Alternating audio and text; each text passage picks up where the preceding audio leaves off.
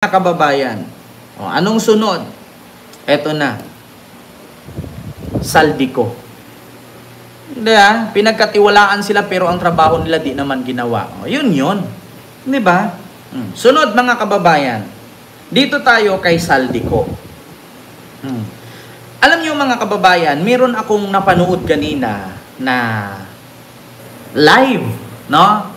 Ng isang kritiko ni PBBM na nagtatago ngayon sa Netherlands, walang iba kundi si Harry Roque. Sa totoo lang mga kababayan, according sa pagpupulong doon sa Congress, no, sa House of Representatives, hinanap nga ni Toby Chanko itong si Saldico.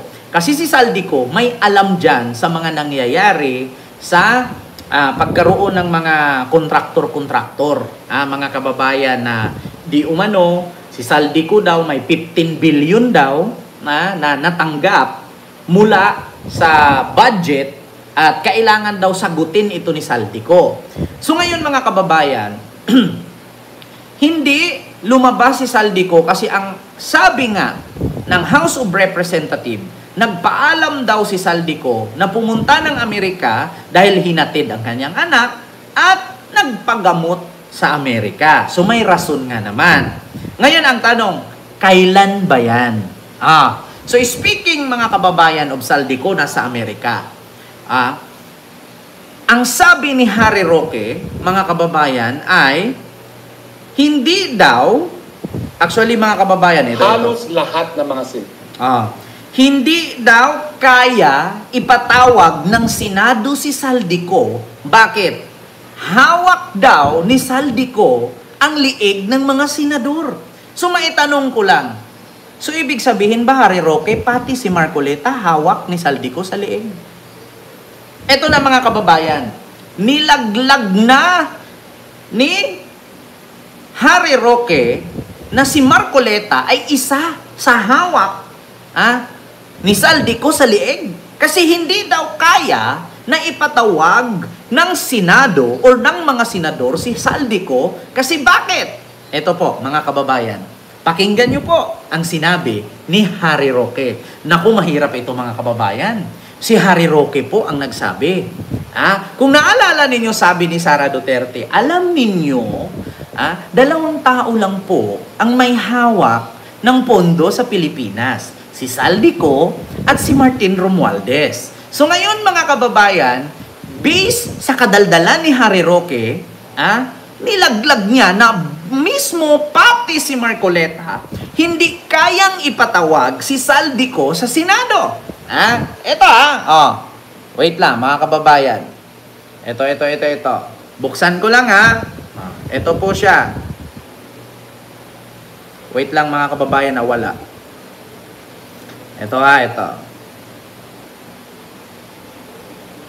Wait lang kasi nawawala po mga kababayan Ito na.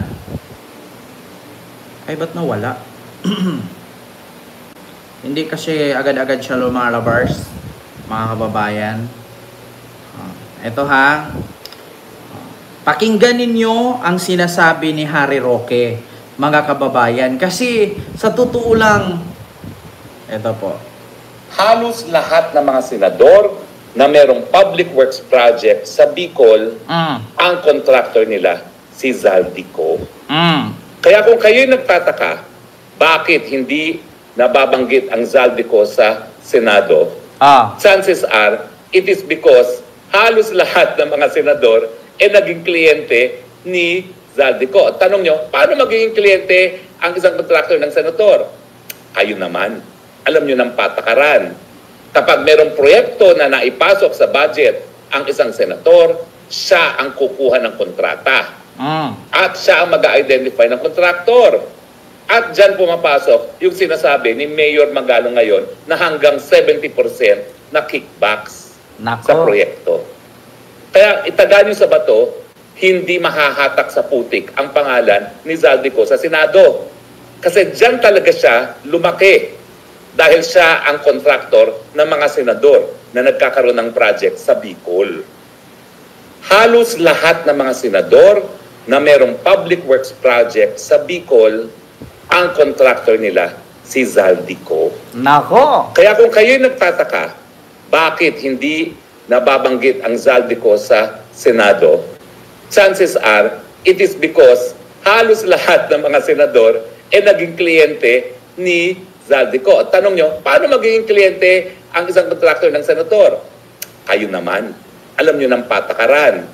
Kapag merong proyekto na naipasok sa budget ang isang senator, siya ang kukuha ng kontrata. At siya ang mag-identify ng kontraktor. At dyan pumapasok yung sinasabi ni Mayor Magalong ngayon na hanggang 70% na kickbacks. Kita ninyo, mga kababayan, nilaglag na po ni Harry Roque.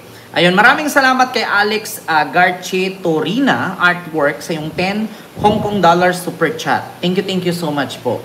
Kita ninyo, mga kababayan. Ma'am Rosario, mastermind si Zaldico, pero sino ang amo ni Zaldico? Yun ang tanong. Yun nga ang tanong, ha? Unsa ko kabuang, ha? Unsa kabuang, ha? Yan ang tanong ngayon, mga kababayan.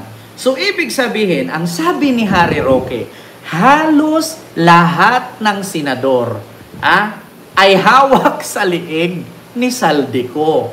Bakit? Kasi lahat daw ng mga senador na may koneksyon sa proyekto ng gobyerno dumadaan kay Zaldico. Ngayon, mga kababayan, may tanong ko lang, totoo nga ba ang sinabi ni Harry Roque? So kung ganun halos lahat ng senador, so ultimo pa, si Marcoleta kasali? Kasi si Marcoleta po ang itinalagang chairperson ng Blue Ribbon Committee. So ngayon mga kababayan, meron na tayong hihintayin. Meron na tayong aabangan. Kung itong si Zaldico ay hindi kayang ipatawag ni Marcoleta sa Senado, alam na this. Yeah? May pakinabang din pala ang kadaldala ni Harry Roque. Kaya nga Ma'am Alma alam nyo, ang isda kasi, nahuhuli yan sa bunganga, hindi sa buntot. May tama talaga si Roque. So ngayon mga kababayan, aabangan natin. Kasi nga ang mangyari dito, kung hindi si Zaldico maipatawag sa Senado ni Marcoleta, sa madaling salita, malaking question mark at malaking exclamatory point at malaking check ang sinabi ni Harry Roque. Kasi bakit? Bakit hindi nila kayang ipatawag? Kasi bakit? Hawak nga naman, no? Ni Zaldico sa liig itong mga senador. Si Zaldico ang kontraktor ng mga senador. Yun ang sabi ni Harry Roque. Ulitin ko ha. Okay.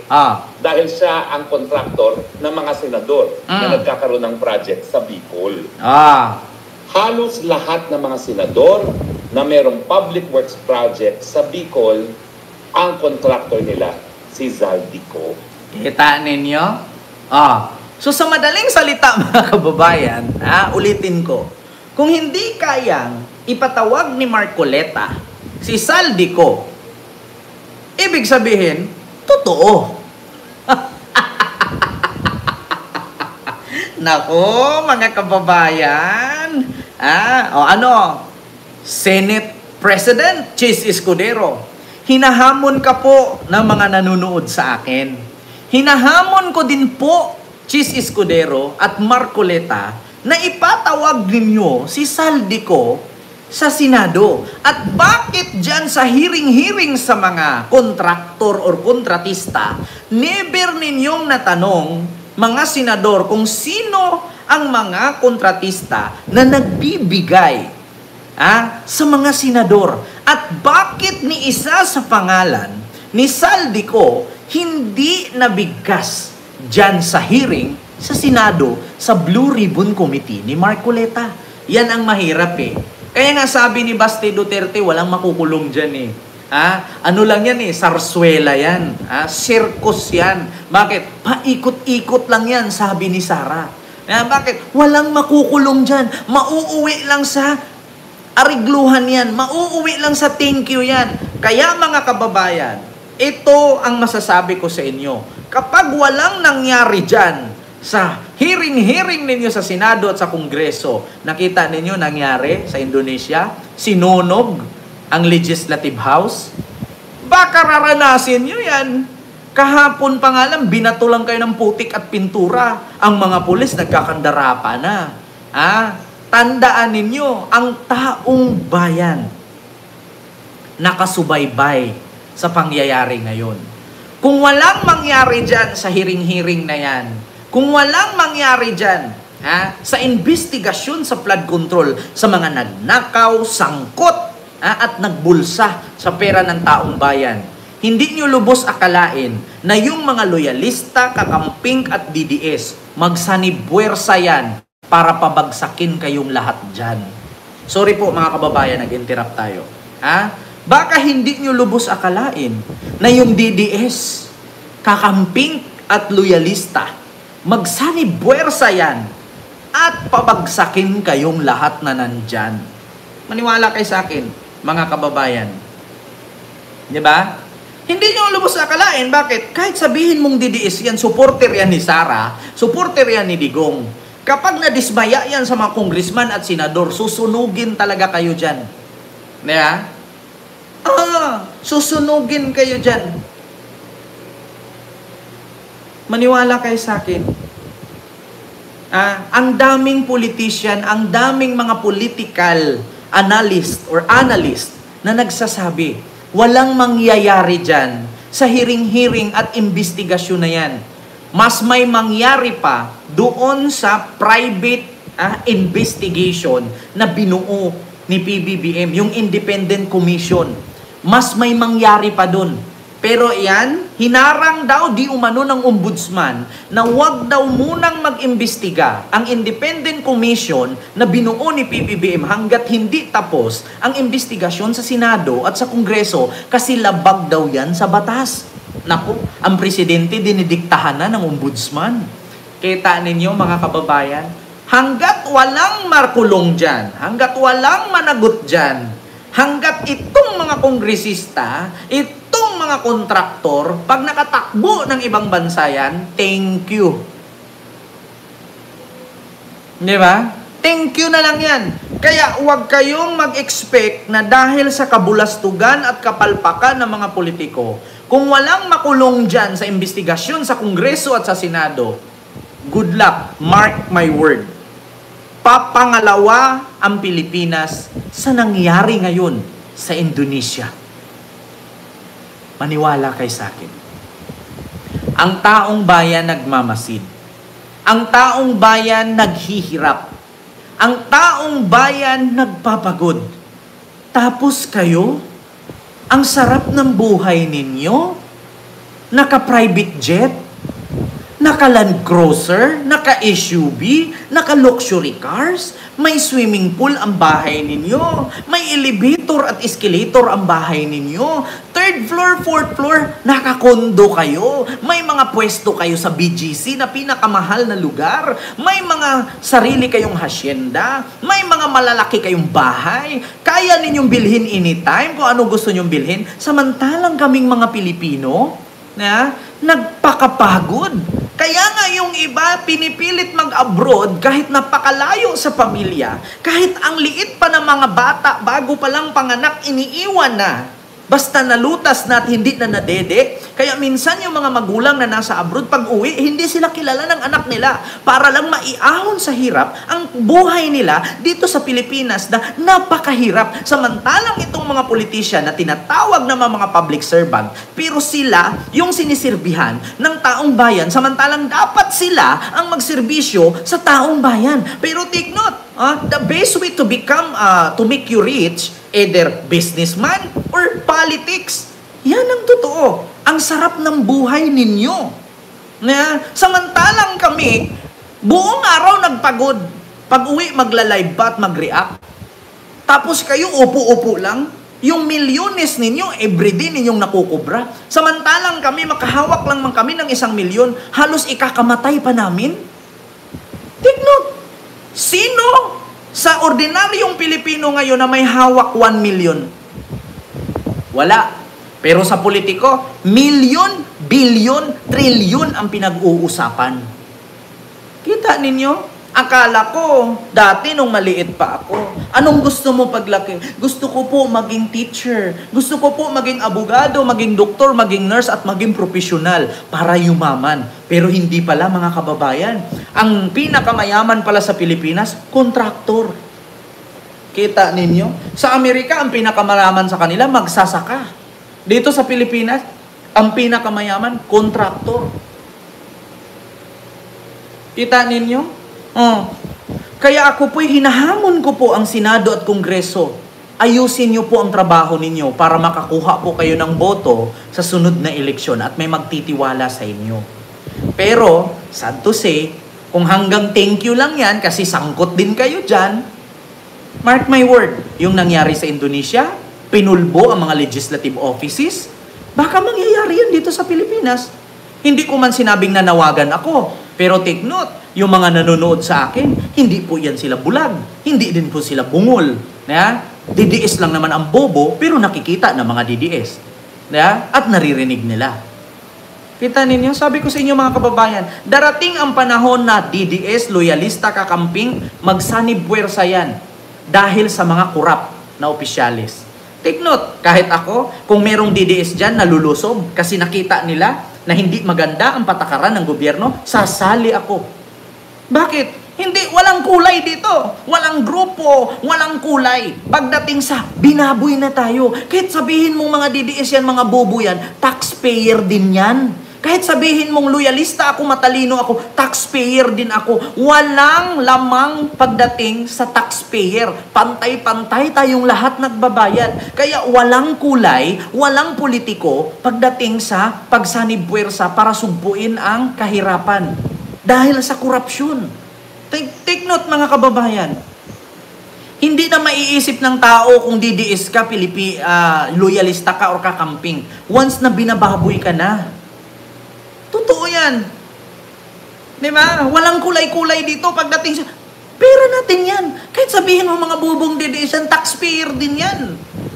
Di ba? Paano na lang tayo? Uunahin natin yung... Porket suporta tayo kay Sara? Hindi na tayo tutulong? O, porket suporta tayo kay BBM, hayaan na lang natin ganyan? Hindi! Di ba? Pilipino is Pilipino. No color, no pangit, no maganda, no bata, no matanda. As long as binaboy ka at inapakan na ang karapatan mo bilang Pilipino, walang kulay-kulay dito. Kahit sino ka pa, magsasanib puwersa yan. Maniwala kayo sa akin mga politisyan. Ang politiko, dumadaan lang. Pero ang taong bayan, hindi na uubos. Yung politician, konti lang kayo. Take note, milyones ang boto ninyo. Hindi nyo naisip, milyon ang bumoto sa inyo. Kung yung milyon na yan ay susugurin kayo, saan kayo tatakbo? Di ba? Yan ang totoo. So, dito tayo, mga kababayan. Sunod nating pag-uusapan. Sabi ko nga sa inyo mga kababayan, walang kulay-kulay dito, walang DDS, walang kakamping, walang loyalista. Pagdating sa karapatan ng taong bayan, binababoy na ninyo. Di ba? Stop,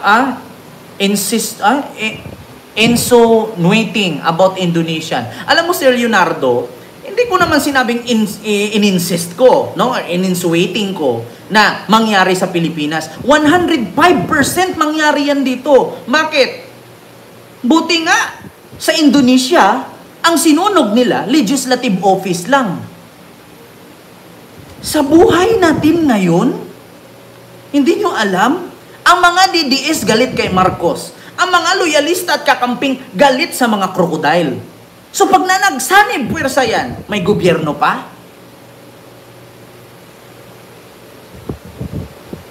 Hindi nyo pwedeng sabihin yan stop insuating. Hindi. Tanga lang. Tanga lang. Tandaan ninyo mga kababayan, 100 years plus na po si Rizal namatay. Si Rizal lang po ang martir. Ngayon, magpakamartir ka pa? Take note, ikaw kumakain ka tuyo. Nagpapasok ka sa trabaho, ang liit ng sahod mo. Samantalang yung mga politician, nabubuhay silang prinsipe at prinsesa, marangya. Take note, tayo, Sa isang buwan, kung may anak ka, may pamilya ka, may bayad ka sa bahay, tubig, kuryente, hindi ka halos makakain ng king crab. Kasama mo, pamilya mo. Pero itong mga politisyang kawatan, Diyos mio marimar, yung mga ulam nga nila nagkapanis-panis na sa freezer, itatapon na lang. Diba? Yun ang tandaan ninyo. Tayong ordinaryong Pilipino, mahihirapan tayo kumain ng steak. Pero itong mga politisyan na hindi nagpagod, yung mga ulam nila nagkapanis-panis na, oh.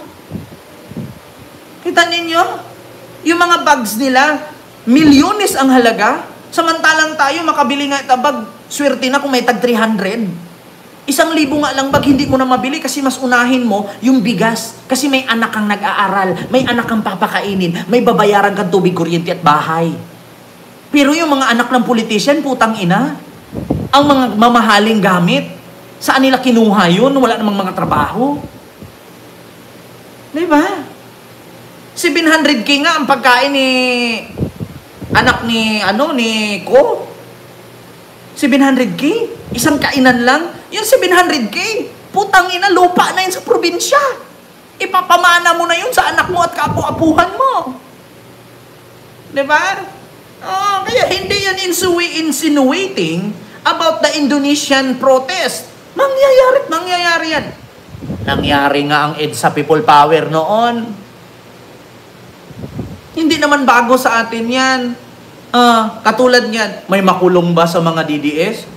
Nakulong na si Digong, nangyari na nga. Hindi pa ba mangyaring makulong si Bato at si Bongo? Kaya sabi mo, insinuating about Indonesian protest. Nangyari nga sa People Power, hindi naman bago sa atin. Nangyari na noon. Kaya may possibility mangyari ulit ngayon. Diba? Ganun yun. Ayaw ko na maraming sabi. Sumubra natin sa oras. Kaya, ito yung sunod, mga kababayan. Ito pa, sabi ko sa inyo, wala kayong aasahan dyan sa Senado. Di ba?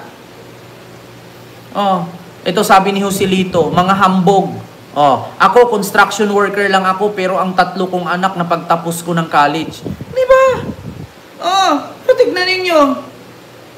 Tayo naghirap, di ba? Sa kakatipid. Yung mga anak ng politisyang magnanakaw, putang ina. 700K isang kainan lang. Di ba? Pumunta pa nga ng Hong Kong yung pagkain nila, mahigit 300K o 250,000. Isang kainan lang nilang pamilya. Putang ina. Ang milyon sa kanila, 1,000 lang ang halaga. Sa atin yung 1 milyon, putang ina, lupa at bahay na yan. Ipapamana mo na yan sa kapwapuhan mo. Bago nga tayo makahawak ng cash 1 million ngayon, ikakamatay mo pa. Dito tayo sunod mga kababayan.